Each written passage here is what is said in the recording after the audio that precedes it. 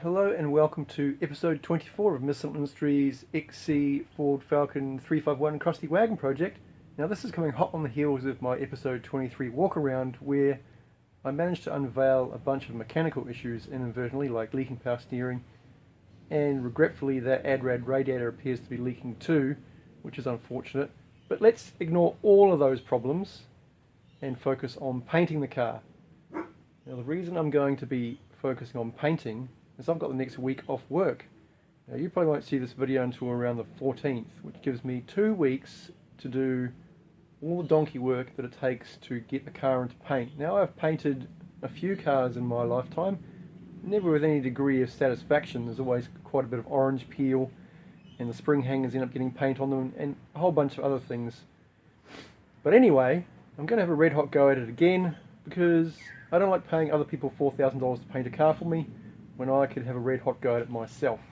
I've got the compressor there behind me currently drying out, and I've got a couple of spray guns around the shed that I can deploy for this project. I already have the white paint from my BMW LS engine conversion and enough primer to go underneath it, hopefully to do the roof of this car. So the plan initially is to do the roof in white, do all of the windows in shadow line, which pretty much just means satin black, and rather than use 3M tape like I did last time, I'm just going to paint all of that in black, because it's sufficiently crusty for me not to care about the finish of the paint being affected by layers and layers of new paint. And the reason I want to paint this car sooner rather than later is because it's actually in a state of disassembly. Now, well, I think I have everything. I'm not 100% sure. And I've got stuff lying around all over the yard, sets of wheels, bonnets, bumpers, mud guards. Now, the cars take up a lot less room when they're assembled. So the plan is paint the car, fully assemble the car, then address all the mechanical issues that it invariably will have, and build an exhaust system for it. I still want to do that too. Currently has straight pipes to the diff, and while it sounds fat as, not going to get a roadworthy like that. So that's the plan. Get the car in paint sooner rather than later, even if it's rough and it's like a 10-foot car, which I'm totally fine with, so I can put the car together, put door trims on, door handles into doors, armrests, all of it. Just put it all together and then move forward with all the other bits and bobs. Before I put the car back in the shed this morning, I washed down the engine bay, because after all of the panel work and rust repairs, dust went everywhere, and I'd initially intended to do this before I started any of the panel work, but you know, you get carried away and then it's too late. So I cleaned the engine bay and then drove the car back into the shed with much enthusiasm and parked it up. So what we see here is the engine bay mask off. Hopefully that'll keep the dust off my fresh clean engine bay while I send overspray everywhere. Might pay me to move this out of the garage for the duration and stick it under the house, which might be the go.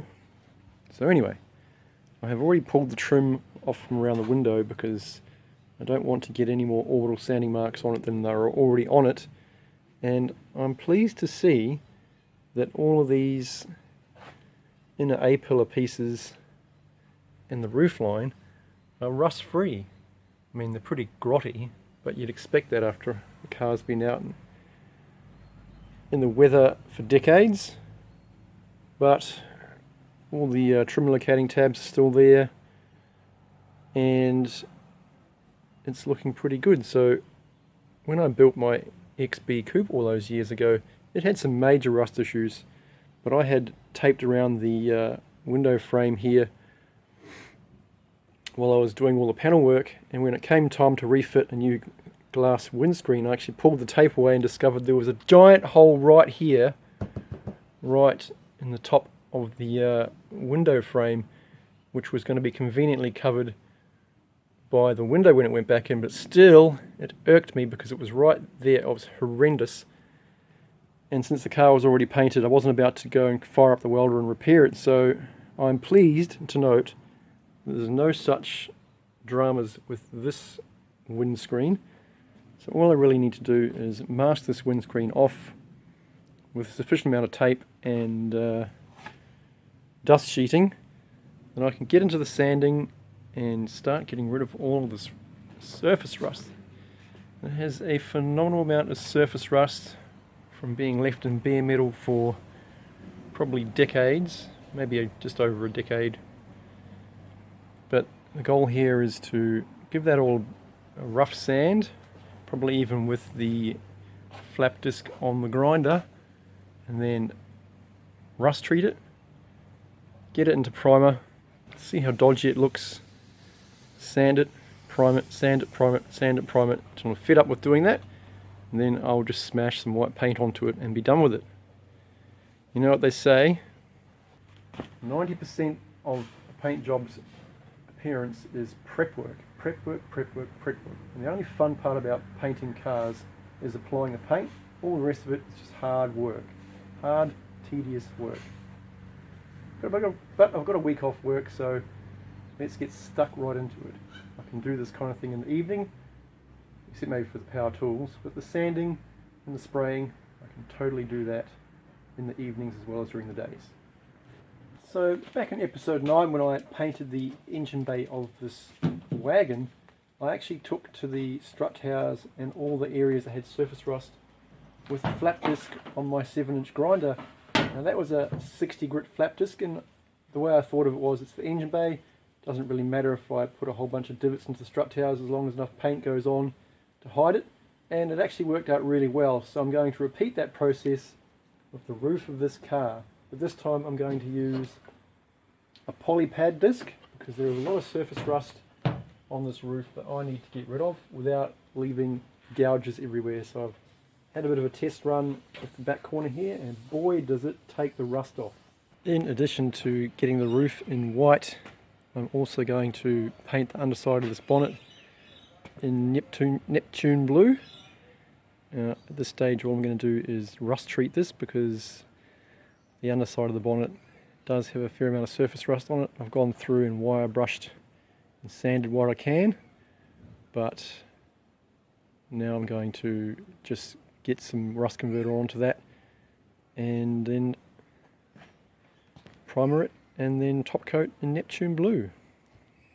In what might seem like overkill, I've gone and bought 4 litres worth of Neptune blue paint, 4 litres worth of primer, 4 litres of general purpose thinners to paint this car, because it's always better to have more paint than not enough paint. So the plan long term for this car is for it to be Neptune blue with a white roof, and while the preliminary paint job of this car is going to be pretty straightforward and basic, long term I want the option to do touch-up panels and replace bits and bobs that come up if they need a repaint, because the last thing I want to do is go get the paint mixed again of a different batch and have it be slightly different shade, because that guard there, it's pretty wonky, but I'm not going to make any effort to panel beat that because it's beyond my skill set. So what I'm going to do is wait patiently for a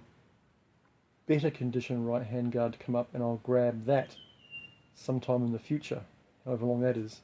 A Ripley front guard, it's no big deal, I can live with that. This is not going to be a show car after all. And the fading light of the day 1 of my get stuck into painting the car holiday, I have the inside of the bonnet in rust kill. So what I think I'm going to do now is put this bonnet in the garage on the work stand so I can chuck some primer over it in the morning. That's looking pretty good. I think I'll add some primer to that. And just like that, the bonnet is now in primer. I don't know if I've ever mentioned this, but the roof of Crusty Wagon is covered in surface rust. Not anymore.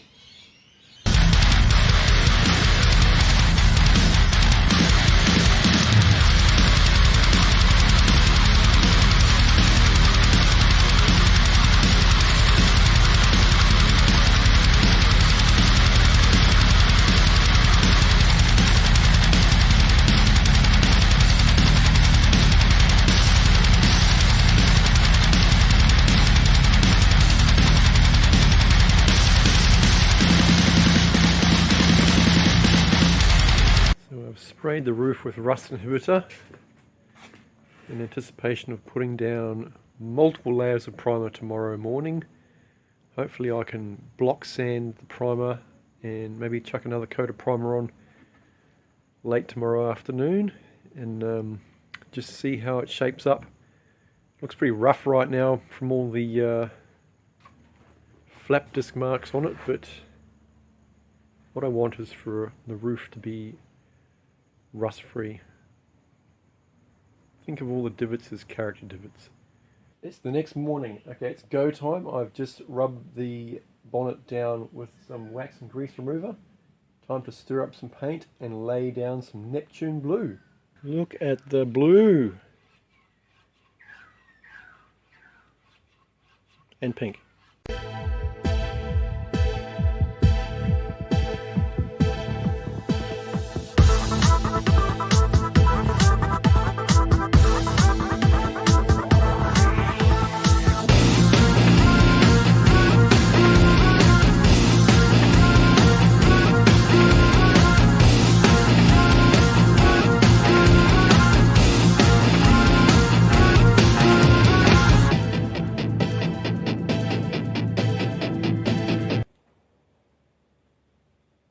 Day 5 update with Missle Industries Crusty Wagon painting project. Now the bonnet's back on the car. I had a whole lot of fry off on the primer that I put onto the surface of the bonnet, so I've gone and sanded that all back. But the rest of the car is masked up and ready for me to apply some primer to the roof of the car. Because the goal here is to get the car roof into white by the end of the weekend. So it's Friday today. I'll get some primer down today. I'm going to block sand it and then get some primer down tomorrow. Hopefully I can top coat it on Sunday and it will all be good. There's quite a few bumps and divots on this roof that I'm going to do nothing about. So once it's got white paint on it, it'll be pretty hard to see them. So I'm looking forward to this step because this is going to take away a whole lot of the crust.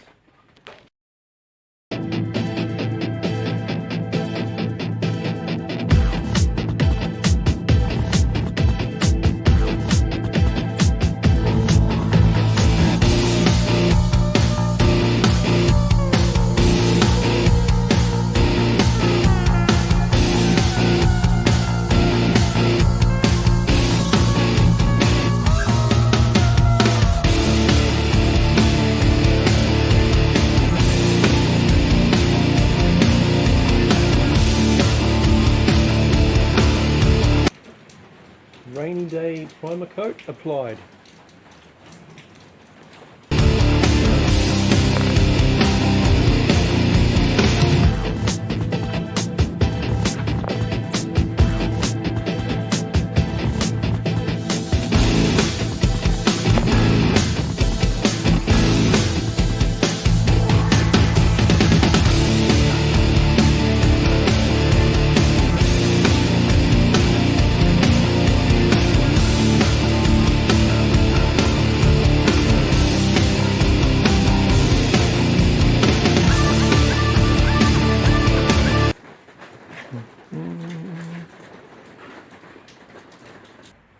So it's late in the afternoon. I've put 2 separate layers of primer on this car by now, on the roof, and now it's time for me to go over at 400 grit and wet sand it, and I might throw another coat over this afternoon. I might not. We'll see how the 400 grit sand comes up. Hopefully after I've given this a block sand down, all those flap disc marks aren't as evident as they currently are. So day 5 of my roof spray painting project is drawing to a close. I think I've put about 5 coats of primer on this roof, and you can still see evidence of the flap disc marks in the roof from all the rust removal, but this is about as carried away as I'm prepared to get. So tomorrow I'm going to move on to white top coat. Hopefully I can get 3 or 4 coats of that on before I run out of paint. And at that point I'm probably just going to leave it as it is, as long as there's good coverage and I can't see the primer through the paint. I'm not too concerned about the flap disc marks, because that's just how this car's going to be. Evidence of bodywork.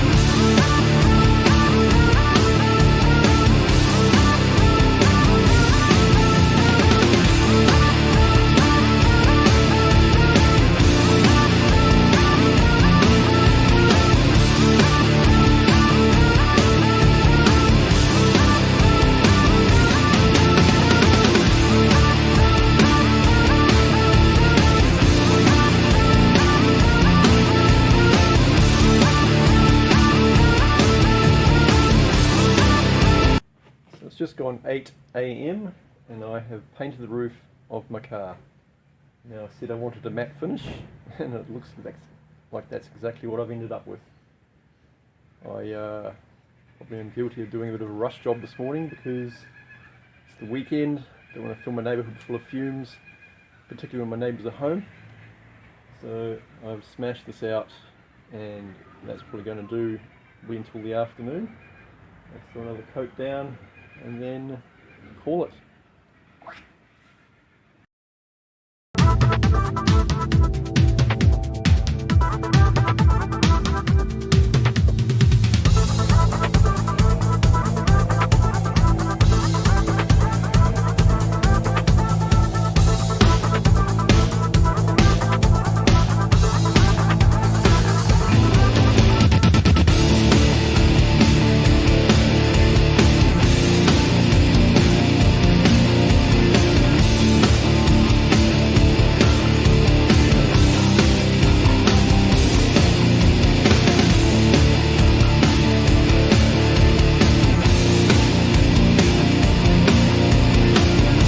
So another day of my painting project draws to an end.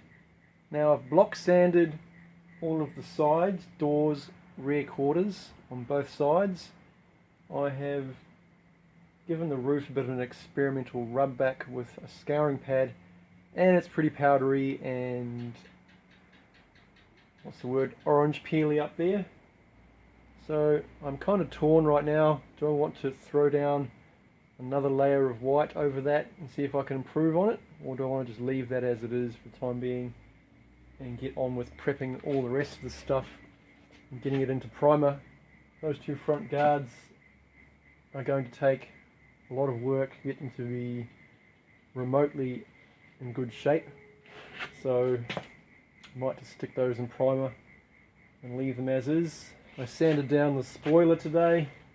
Again, it's covered in divots. It's actually got a crack in it along the front edge there, which I'm not going to do anything about. So the spoiler is far from pristine, so it really needs some kind of putty or filler to get it to be nice and smooth, but how carried away am I really going to get with that? I might lay down some primer on that tomorrow, primer those two guards, and put some primer on the bonnet where I had to flap disc all of that fried off paint away, and then that will probably be it.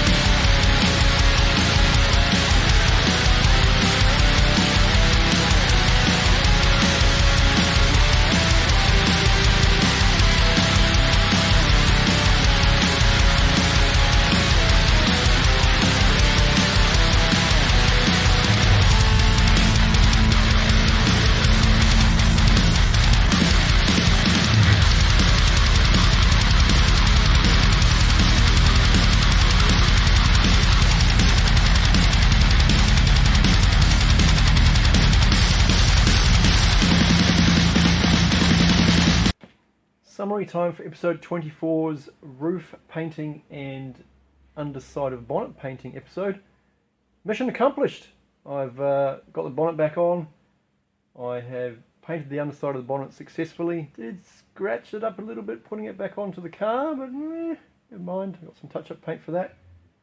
And the roof is now white.